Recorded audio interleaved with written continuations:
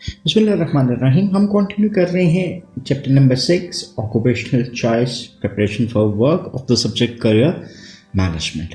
Last lecture में हमने in detail बात की 6 डिफरेंट थीम्स को अंडरस्टैंड करने की, और उसमें से पहली थीम जो हमारी रिलेट करती थी occupational choice as a matching process, जिसमें इंडिविजुअल और हमने प्रोफेशन को आपस में मैचिंग के डिफरेंट कॉन्सेप्ट्स को अंडरस्टैंड किया according to the theory that was trait and factor theory, John Holland's and then Super के डिफरेंट व्यूज को भी हमने देखा। अभी हम सेकंड एस्पेक्ट या सेकंड थीम के ऊपर मूव कर रहे हैं, और ये सेकंड थीम हमारी रिलेट करती है occupational choice as a developmental process. What is development? हम दो लफ्ज़ों को यूज़ करते आए हैं टेक्स्ट में generally of related with human resource management, TND, that is named as training and development. So training is described as a learning of knowledge, skills and abilities and other characteristics. और development जो है वो भी training के context में आता है, लेकिन ट्रेनिंग को हम कहते हैं कि जब हम present oriented aspects of an individual like knowledge, skills, abilities या अदर करेक्टरिस्टिक्स को लर्न करते हैं तो वो ट्रेनिंग है। और जब यही चीज़ें क्या हो जाती हैं, they are more future oriented, तो वो क्या है? डेवलपमेंट। अब हमारी जो टेक्स्ट है और हमारी जो थ्योरीज हैं वो भी सपोर्ट करती हैं कि developmental process requires time.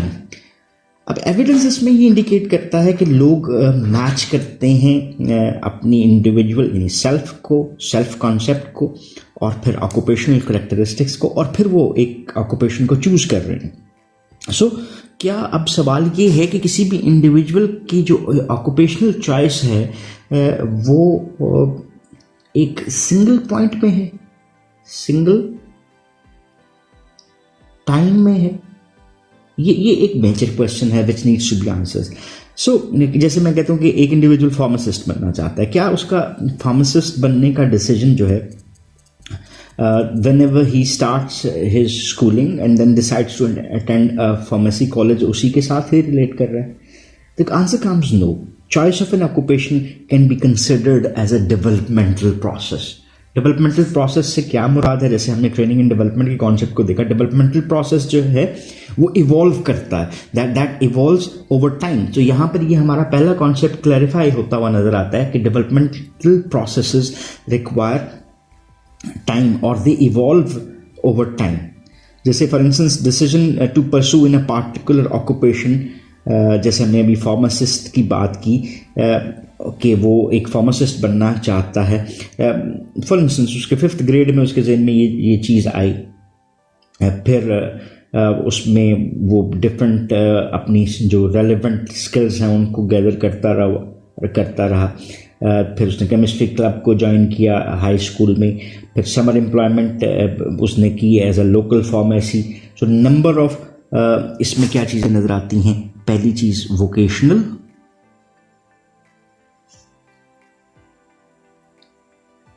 so number of vocational decisions are being taken and number of educational decisions being taken by that individual कि वो अपनी ऑक्यूपेशन को चूज कर सके।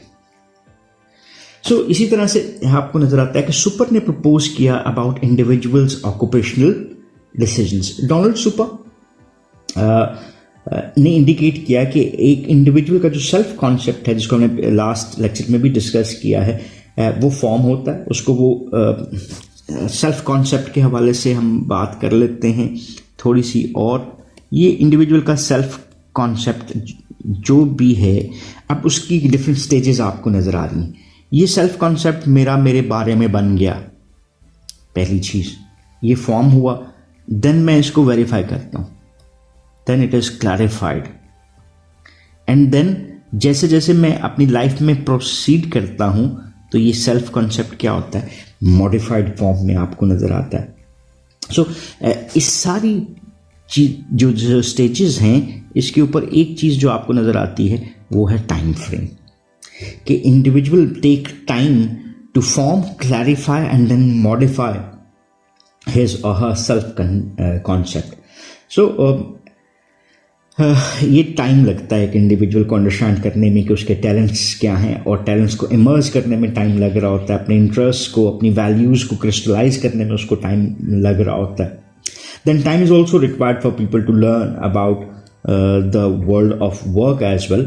और मिस इन्फॉर्मेशन जो है उसको रिप्लेस करता है बंदा एक्यूरेट परसेप्शन और इन्फॉर्मेशन के साथ, और डिफरेंट ऑक्यूपेशनल जॉब्स के बारे में एक इंडिविजुअल लर्न कर रहा होता है. So Super suggested that people move through these 5 stages जिसके ऊपर अभी हम बात करने जा रहे हैं. ये वही रीजंस थे कि एक इंडिविजुअल अपनी लाइफ में जो occupational choice as a developmental process ले रहा है which takes time to justify, उसी की बेस के ऊपर डोनाल्ड सुपर ने ये सजेस्ट किया कि जो ऑक्यूपेशनल चॉइस है एक अनफोल्डिंग ग्रेजुअल इवॉल्विंग प्रोसेस है. ठीक, कई रिसर्चेस उसमें आपको मिलती हैं जो कि कंट्रीब्यूट करती हैं in the understanding of the developmental nature of occupational choice. लेकिन अभी हम इस टेक्स्ट में ज़्यादा कॉन्सेंट्रेट करते हैं डोनाल्ड सुपर और उसके कोलीग्स की जो रिसर्च थी. और सुपर ने ये प्रपोज किया कि एक इंडिविजुअल 5 स्टेजेस के ऊपर जाएगा: growth, exploration, establishment, maintenance and decline. Donald Super model of जो करियर डेवलपमेंट है that was also explained in chapter number 5 as well. So उसी की ये 5 स्टेजेस भी आपको नजर आती हैं. So this was also seen in chapter number 5 कि ग्रोथ क्या है, एक्सप्लोरेशन क्या है, एस्टैब्लिशमेंट, मेंटेनेंस और डिक्लाइन आपको किस अंदाज में नजर आता है. So people learn about themselves. जैसे एक इंडिविजुअल अपनी लाइफ के बारे में डिफरेंट चीज़ें जानता है, वो एक्सप्लोरेटरी बिहेवियर में इन्वॉल्व होता है. सो सुपर ने ये बेसिकली पॉइंट आउट किया कि for instance just take example of a child. तो वो कब सीखना शुरू कर रहा है? So he have started his learning from home. Then उसके पास डिफरेंट आपको क्या नजर आते हैं? पार्ट टाइम एक्सपीरियंसेस नजर आते हैं. So he might be having different part time experiences. घर में बच्चे क्या लर्न करने की कोशिश कर रहे होते हैं? वो ऑब्जर्व कर रहे होते हैं, इंटरेक्ट कर रहे होते हैं अपने पेरेंट्स के साथ, सिबलिंग्स के साथ, अदर रिलेटिव्स और फ्रेंड्स के साथ. सो इसी मॉडल के हवाले से जो ग्रोथ की जो स्टेज है वहाँ पे वो इंडिविजुअल्स लर्न करते हुए नजर आते हैं. इसके अलावा अगर हम डिफरेंट और लर्निंग की बात करें तो पहला एक एस्पेक्ट आ जाता है एजुकेशन का. सो एजुकेशनल लर्निंग कि इंडिविजुअल जब भी किसी इंस्टीट्यूशन का पार्ट बनते हैं, चाहे वो स्कूल है, देन कॉलेज है, देन यूनिवर्सिटी है, inside the classroom, outside the classroom, वो डिफरेंट कॉन्सेप्ट्स को लर्न कर रहे होते हैं और उनकी understanding about the self concept भी आपको इन्हांस होती हुई नज़र आती है. देन जैसे हम दूसरे एस्पेक्ट में ये ले लेते हैं पार्ट टाइम एक्सपीरियंसेस को कि इंडिविजुअल, जैसे हमने एग्जांपल में भी डिस्कस किया कि वो फार्मासिस्ट के तौर के ऊपर समर ने उसने वहाँ पे इंटर्नशिप कर ली.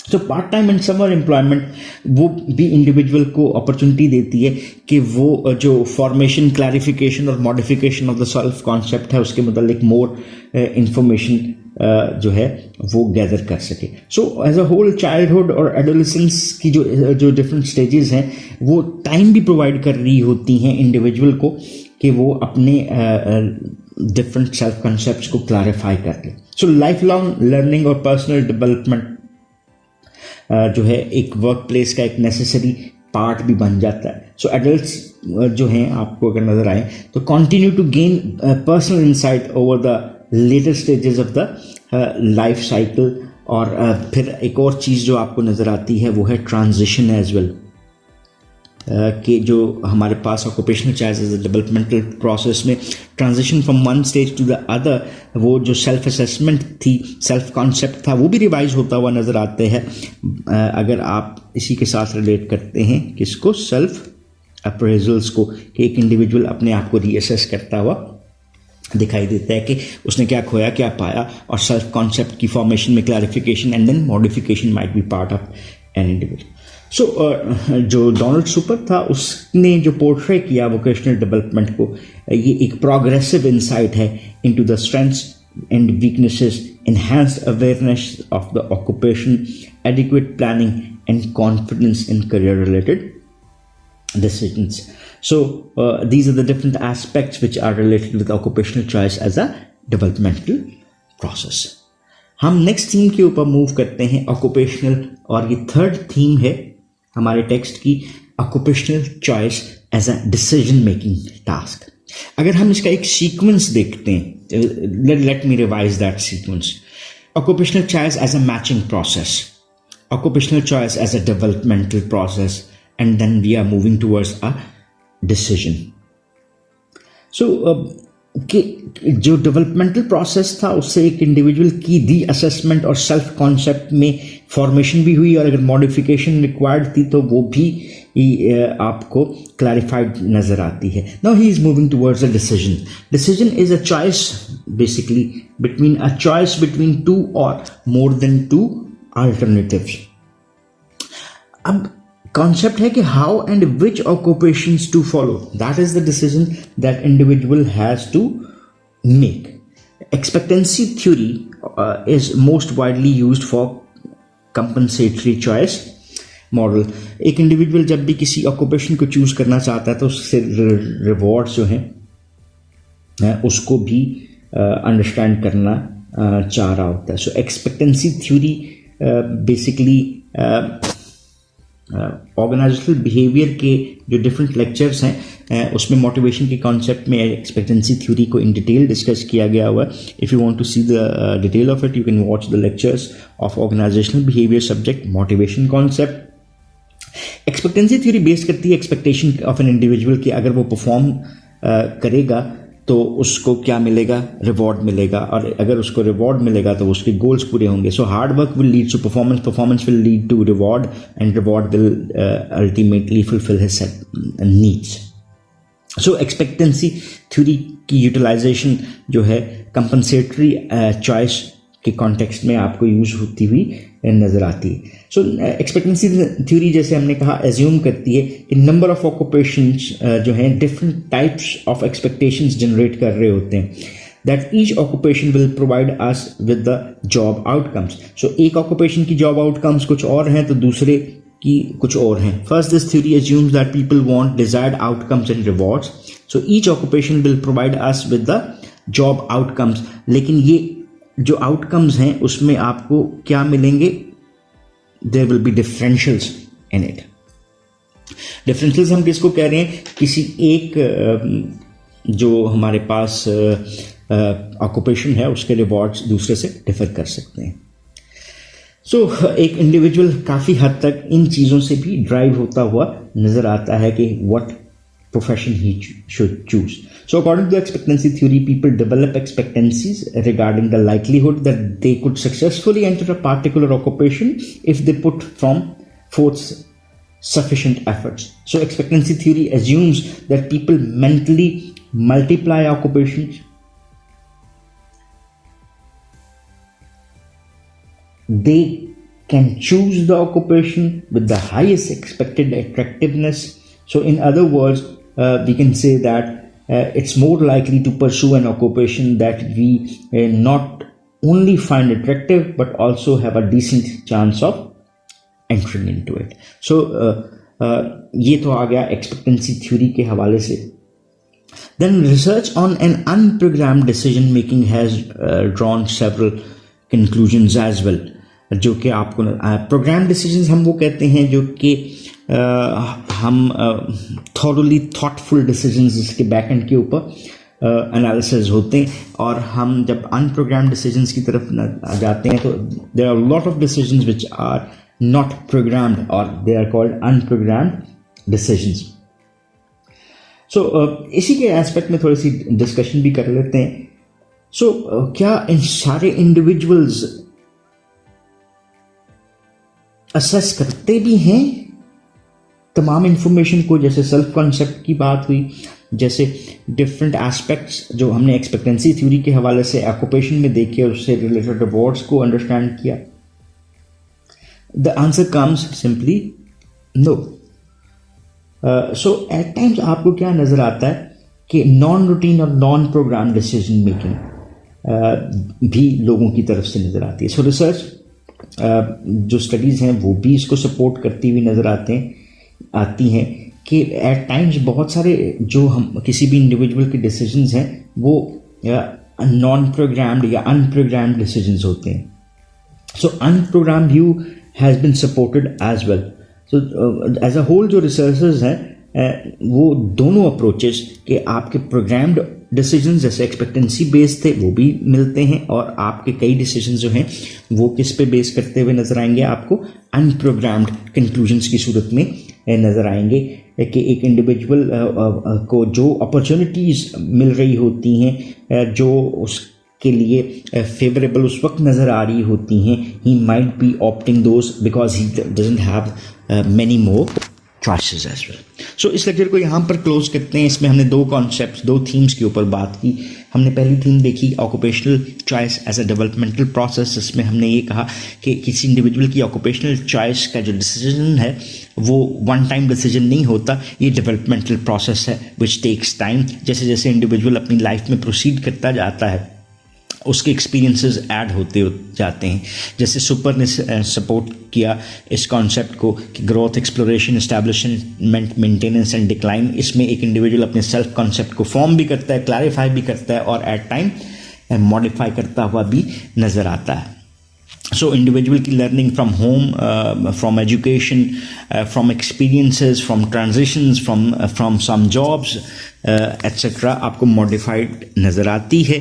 And then हमने occupational choice as a decision making process देखा जहाँ पे हमने expectancy theory की base के ऊपर programmed decisions को देखा और at times हमने literature में unprogrammed decisions की involvement को भी understand करने की कोशिश की. So that's all about this lecture. If you still have any question or queries, then you can ask in the comment section and we would definitely love to answer those. So once again, thanking you. Have a nice time. Allah Hafiz.